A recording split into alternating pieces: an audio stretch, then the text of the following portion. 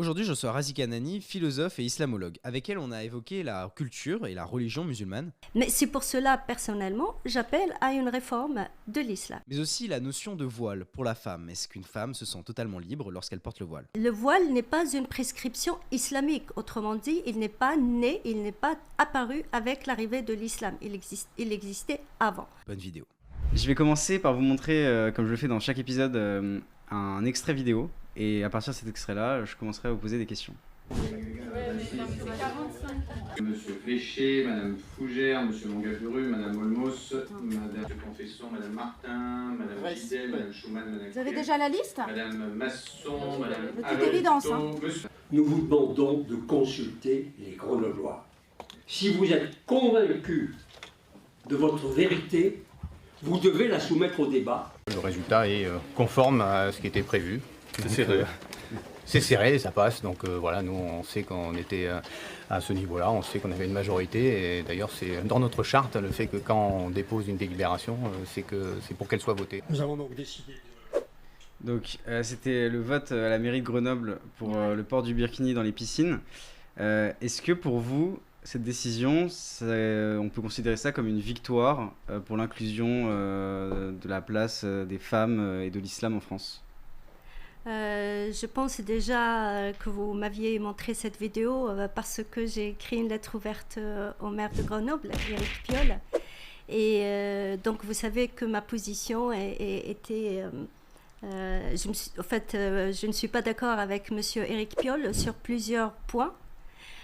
Tout d'abord, le burkini, c'est la version maillot de bain du voile. Et le voile est la pratique la plus discriminatoire visible dans l'espace extérieur à l'égard des femmes. Donc elle discrimine les femmes par rapport aux hommes et les femmes entre elles aussi, les femmes voilées, les femmes non voilées par rapport aux femmes voilées. Donc, pour être clair, vous êtes contre le port du voile Évidemment. Donc c'est une pratique discriminatoire. On est dans un pays où l'égalité entre tous les hommes et les femmes, mais aussi tous les citoyens, est une devise de la République. Donc évidemment, je suis contre la position d'Éric Piolle. Je suis aussi contre sa démarche, étant donné qu'il a répété sur plusieurs chaînes de télévision et les ondes de radio que le port du voile, le burkini, donc le port du voile, était une pratique religieuse. Et évidemment, c'est pas le cas. Dans la pensée musulmane aujourd'hui, en tout cas personnellement, je dis que le voile n'est pas une prescription coranique, étant donné qu'il n'y a aucun verset qui dit que la femme doit dissimuler sa chevelure. Et la dissimulation de la chevelure est la pièce principale du voile. Autrement dit, une femme qui ne dissimule pas sa chevelure n'est pas considérée comme voilée. À partir de là, on peut dire, sans nous tromper, que le voile n'est pas une prescription coranique, car il y a 3 versets qui parlent d'une certaine façon de s'habiller pour la femme. Et le voile n'est pas une prescription islamique. Autrement dit, il n'est pas né, il n'est pas apparu avec l'arrivée de l'islam. Il existait avant. Donc il y a ce débat aujourd'hui au sein de la pensée musulmane. Et les conservateurs, évidemment, tiennent à l'idée que le voile est une prescription coranique.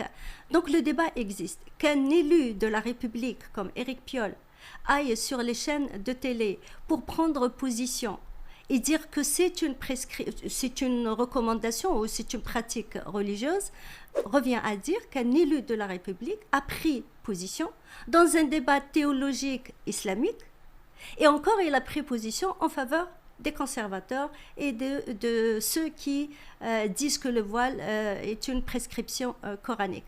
Moi, je trouve que sa position n'est pas conforme à la laïcité et en tant qu'élu de la République. Est-ce que c'est pas défendre la liberté individuelle aussi, de se dire que si une femme veut porter le voile, elle en a tout à fait le droit ? Je viens de le dire que lui, le fait de le dire, il a pris position dans un débat théologique. Et je ne vois pas Éric Piolle aller à la télé prendre position au sujet d'un débat théologique qui concerne l'Église. Il serait vu comme... Le problème pour vous, c'est qu'il est spécifiquement fait mention de l'islam. Et là, c'est un des points. Le deuxième point, évidemment, le voile n'a jamais été une liberté pour la femme dans la culture musulmane. Les écolos, les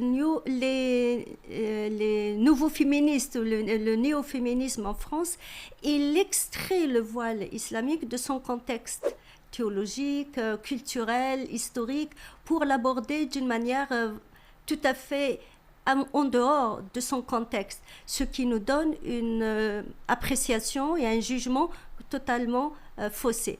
Donc quand on parle du voile, il faut l'aborder dans son contexte. Dans son contexte, notamment contexte religieux, le discours religieux, celui pour lequel la femme musulmane décide de se voiler. Si c'est elle qui décide, mais dans l'histoire du voile, la femme n'a jamais décidé de se voiler, c'est l'homme qui a imposé le voile comme un signe d'infériorité pour la femme. Donc le voile n'est pas un signe de liberté. Et surtout, moi, ce qui m'intéresse, c'est que le voile est un signe de discrimination. On avait reçu Sarah El Attar sur notre plateau, juste ici, à votre place, qui, elle, disait justement que l'islam était une des religions les plus féministes, et elle porte le voile. Et elle le revendiquait fièrement de porter le voile, et elle disait que c'était totalement son choix et sa liberté.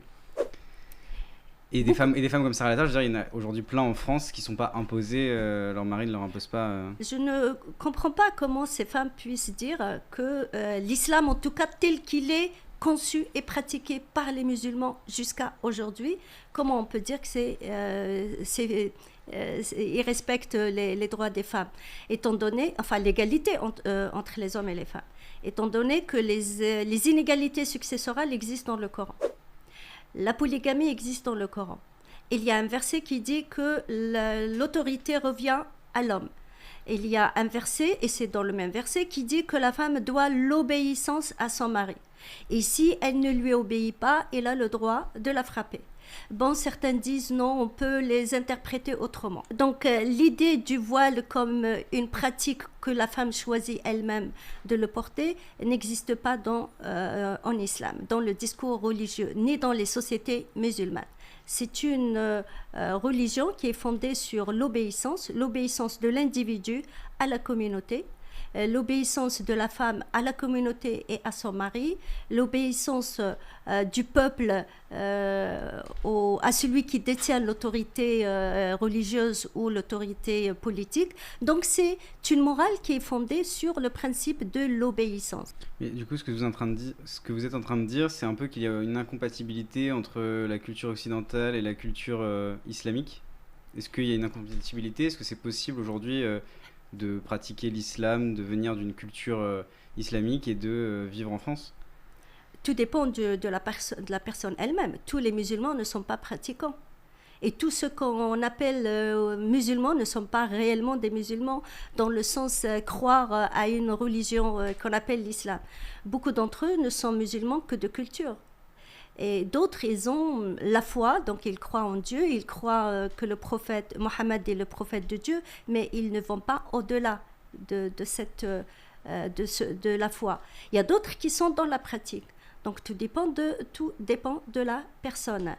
Maintenant, concernant votre question, l'islam tel qu'il est conçu et pratiqué aujourd'hui, évidemment, il est fondé sur des principes moraux et sociaux et politiques qui ne sont pas en faveur de l'égalité, notamment hommes-femmes, musulmans et non-musulmans, et du principe de la liberté, qui sont deux principes fondamentaux de la culture occidentale. Mais c'est pour cela, personnellement, j'appelle à une réforme de l'islam. Donc, en France ou dans le monde ? D'une manière générale, l'islam tout court d'ailleurs. J'ai parlé de ce sujet il y a quelques années où j'ai dit que la réforme de l'islam ne consiste pas, on ne réforme pas l'islam en France, mais on réforme l'islam tout court.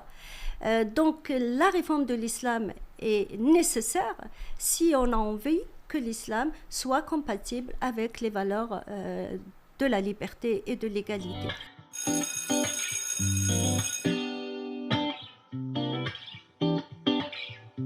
Madame Razika Adnani. Alors moi, ma question concernera la problématique du burkini parce que je vois que vous êtes beaucoup en train de vous exprimer dans les médias sur ce sujet. D'ailleurs, je voudrais répondre à un de vos argumentaires. Vous dites que ce qui est problématique avec le hijab, c'est qu'il est obligatoire et donc les femmes musulmanes sont obligées de se voiler. Alors vous confondez la prescription religieuse et leur application dans la réalité. Par exemple, la prière, qui est un des 5 piliers de l'islam et qui est obligatoire pour tous les musulmans, on sait très bien, vous comme moi, qu'elle n'est pas respectée par l'ensemble des musulmans, sans que pour autant ces musulmans qui ne respectent pas la prière ne soient pas considérés par la majorité des musulmans comme musulmans, et sans que, surtout en France, il y ait une pression énorme sur ces musulmans qui ne font pas la prière. Et ben c'est pareil avec le voile. Je veux dire, il y a des musulmanes qui ne portent pas le voile et qui sont considérées comme musulmanes par énormément d'autres musulmans.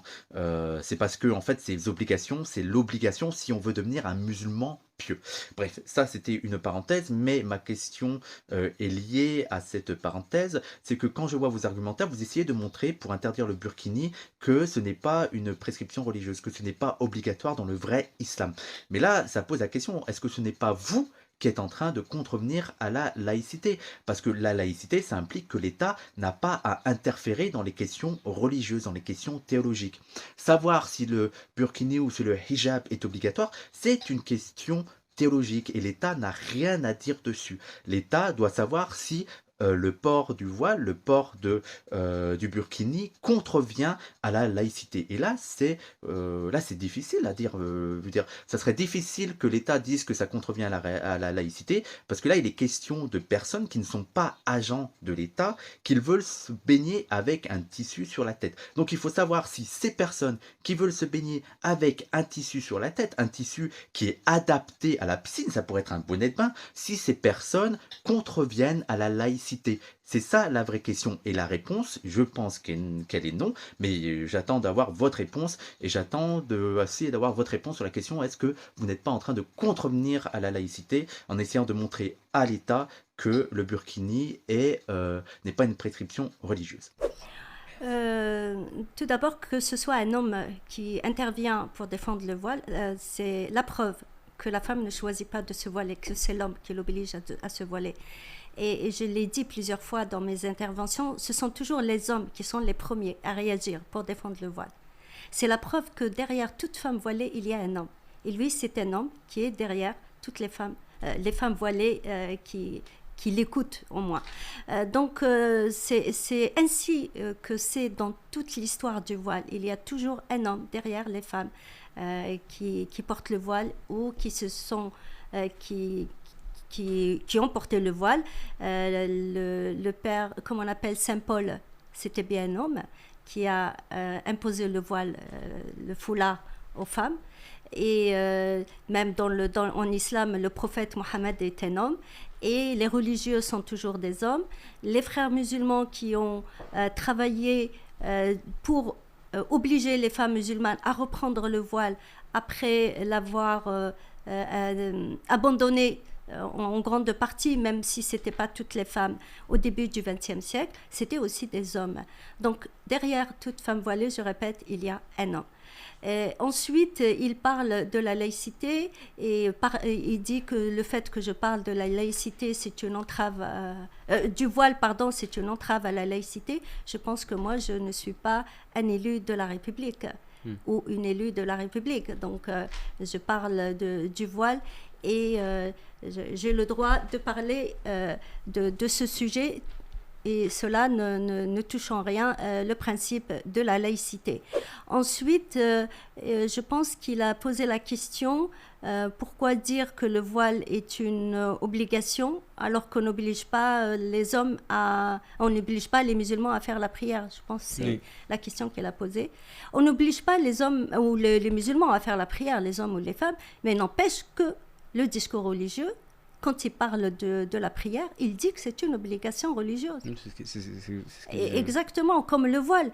Il ne va pas obliger, même si dans certains milieux, si, Il suffit de regarder l'Afghanistan, par exemple. Il suffit de regarder l'Iran, où les femmes qui ne se voilent pas risquent d'aller en prison.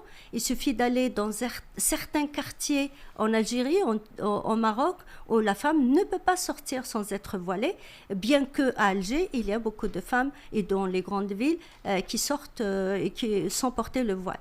Donc, tout dépend dans quel milieu on est. Et on vit, et donc le voile est toujours présenté comme une obligation religieuse dans le discours religieux, comme c'est le cas du Ramadan, comme c'est le cas de la prière. Il faut savoir, et j'en ai parlé aussi de ce sujet, de plus en plus le discours religieux présente le voile comme une condition pour que la femme soit une musulmane.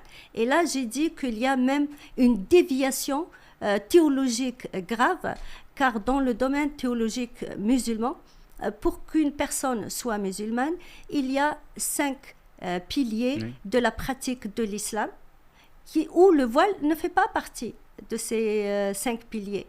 D'ailleurs, je me suis posé la question, la femme ne porte pas le voile toute la journée, de toute manière. Chez elle, elle ne le porte pas. Et si, est-ce que cela veut dire que chez elle, elle n'est pas musulmane? Car chez elle, elle ne le porte pas. Dans son bain, elle ne le porte pas. Est-ce que quand elle est dans son bain, elle n'est pas musulmane? Si le voile est une condition qui fait que la femme appartient à l'islam. Donc, le voile n'est pas une condition de l'appartenance de la femme à l'islam. Voilà, il ne fait pas partie des principes fondateurs de l'islam, qui sont 3 principes. Dieu existe, Mohammed son prophète, le Coran, c'est son livre sacré, le livre de Dieu sacré. Il ne fait pas partie des 5 principes de la pratique de l'islam que je viens de citer. Je voulais aussi vous poser une question. On a parlé tout à l'heure du port du voile.